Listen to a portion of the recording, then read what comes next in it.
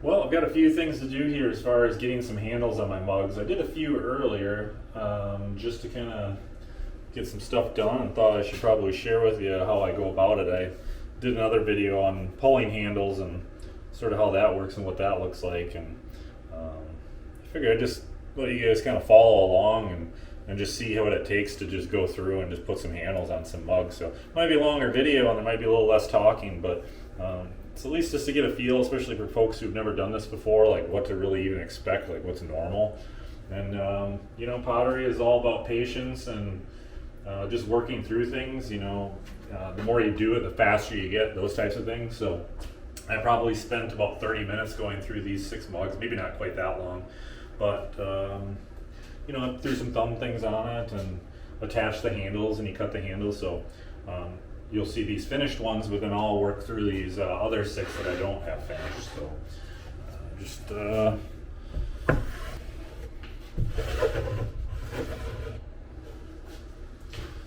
So the way I usually like to set up my workspace, I'll get these here, I'll get a couple tools that I need. I got my handles here, the bits from cutting, making sure that I shorten them or whatnot. So I guess I'll explain the tools. So then I use a fettling knife, and I also use a little wire, I guess a wire brush tool or scoring tool. It's got a bunch of little wires, so it makes marks a little bit faster. And then I keep my stamp with my initials, and then I just use a wet sponge, and then of course a brush with essentially some really watered down slip. And right now I have a little sodium silicate in there just for adhesion. So totally not necessary. I've been doing just water and even just water, but most of the time I'll just use like a little bit of slip in there as well. So let's see. So when I was talking about pulling handles earlier, I like a nice taper to them. I think that's really important when you look at like really what the shape of it's going to be. So here's essentially a finished mug, and you can kind of see there's just a nice thickness up here, and that tapers a little bit. It's not as dramatic as some other pots, but I really just like the flow. It just feels good, and it's pleasing to the eye, and so that's really what I try to focus on, is something that's good to look at, it has really good form, and it'll look nice as a finished pot. So that's something I shoot for when I'm making these. So also when you're pulling the handles, I like to go a little bit longer. So it's thicker up here and it's longer down here, and the intention is that I'm going to find something that's in between. Based on the size of the pot, sometimes there's one that's a little bit smaller or a different shape, and so I'll end up if you can see that, just point this down a little bit more. It's really just a matter of cutting it. So if it's too thick and big, it just won't look good up there. So I just take off a pretty good chunk of that into what I think is going to be the right size. And then I'm going to score this. The other important thing is that I always want to add a taper to it. So it really depends on the shape of the pot. If you have a flat, vertically sided pot, you go straight on, you want it to just attach. But most of the pots that I have, they all have sort of a flare at the lip, and so in order for this to meet up properly and actually go up a little bit higher, I like the kind of arcing. It can't be straight. You can't just cut them straight down, otherwise you won't. It would look really funny. In fact, it would be pointing down, which will cause you some problems. So I always add a little bit of taper, which causes it to be pretty much straight out, if not slightly upwards, and then it'll taper off. And you'll see as I start to attach this what that really looks like. So I got my handle cut. I'm going to go ahead and start scoring. Find where I want to put it. Sometimes I'll look the pot over, but I didn't bother with this one. So I score it up on top and I score it below. I'll wet it at both locations where it's going to attach. I suppose for the sake of making this work, I'll do that. Now I have a little verticality, get that in the center here. Don't think anything else. I do need to score this. Keep feeling like I'm missing something, but I don't think I am.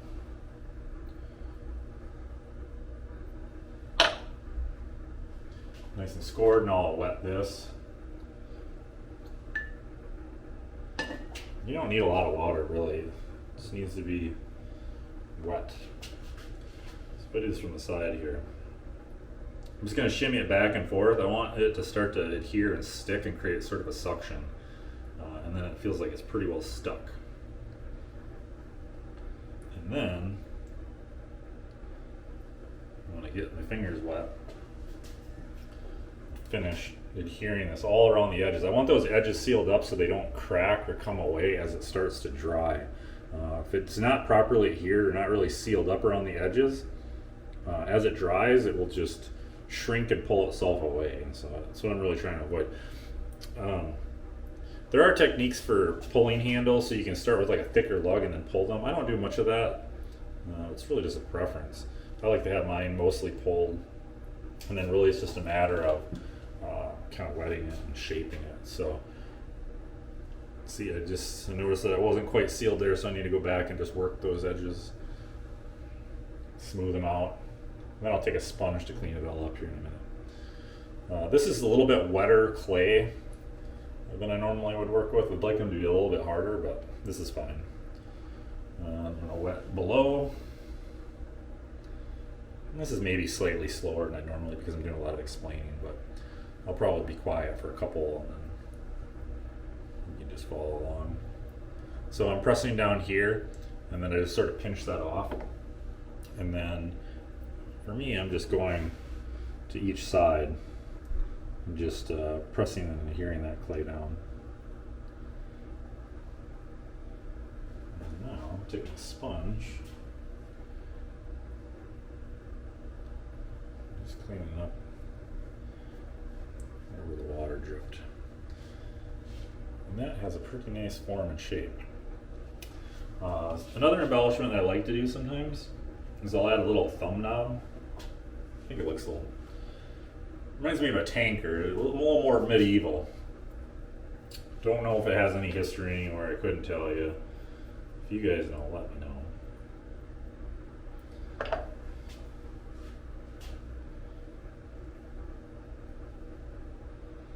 And I just make a teardrop shape, a tapered teardrop. And I'm going to score this guy. Get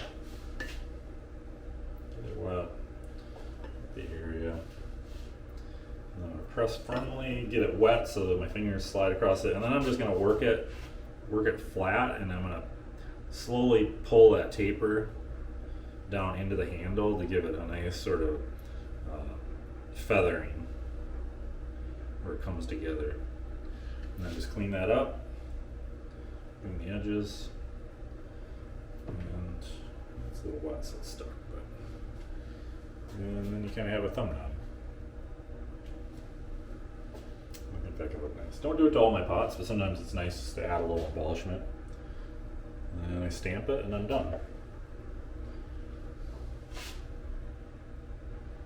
Another thing that's important when you're doing your pots is to probably cover them. It depends, if it's summer and it's really humid out, it's a little less important, but right now it's winter out and humidity is way down and really dry, so the pots dry out really fast. So it's good to make sure that they don't dry too fast, because the handle's a bit thinner or perhaps thicker in some spots, and so it can have a tendency to dry faster and then separate from the pot. And I've definitely had it where I come out to the studio, this bottom piece will have curved out or tightened up, and then it'll just be like an inch gap down there. It's only happened to me a few times, but it's enough that when it does happen, you don't want it happening again. Here's the pot where I actually trimmed a foot on it.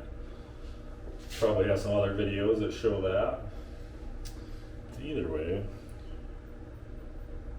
get right to it. Let's just get moving, so we're not here all night.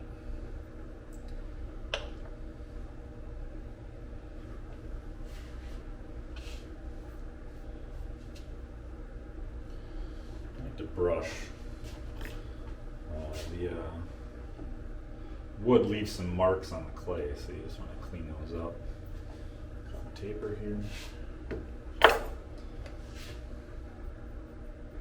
trying to move a little more faster. my production speed. Can't say I'm the fastest ever, but not the slowest.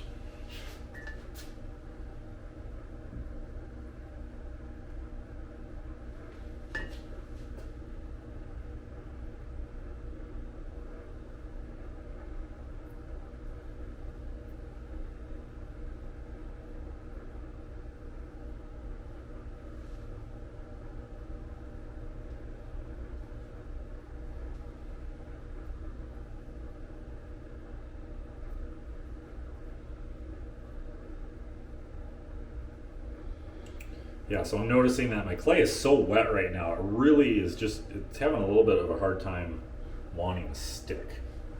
Which seems kind of weird, but there's a sweet spot with the dryness and the wetness of the clay and how it wants to act. But we're going to make it work.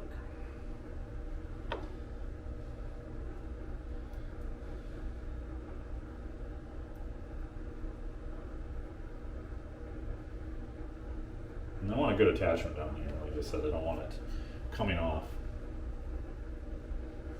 as it dries. And then once I have my handle, then I just kind of want to finish that shape. Sometimes I'll press it in just to give it a little more of an arc, natural shape. And that's that. So maybe I will leave it there. I think we're probably close to 12 minutes anyhow, and it's just more of the same. You know, I'll probably spend about 4 to 5 minutes per pot, and then I'm done. So I hope you enjoyed that, and it was worth watching. And maybe you can use some of these tips or how I make handles in your pottery.